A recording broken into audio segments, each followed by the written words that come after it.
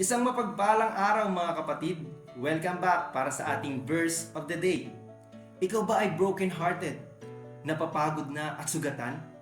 Kapatid, nakikita ng Diyos ang sakit na nararamdaman mo. Kaya nga ang pangako niya sa Psalm 147 verse 3, He heals the broken-hearted and binds up their wounds. Ang ating Diyos ay isang dakilang manggagamot at siya ay lubos na nagmamalasakit sa iyo kahit doon sa aspeto ng buhay mo na may sakit. Siya ay handang kunin ang mga basag na pirasong ito at gawing bago ang lahat ng bagay. Kaya kung ikaw ay sobrang broken at feeling mo pasuko ka na, lakasan mo ang loob mo. Huwag kang matakot na lumapit at dalhin sa ating Panginoong Yesus ang lahat ng iyong hinanakit at pagkabigo.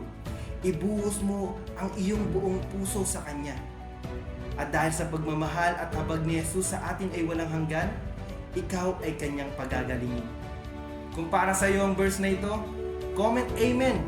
At kung may kakilala ka naman na kailangan ng mga mensaheng ito, pindutin mo lang yung like at share ang video na to para sa kanila.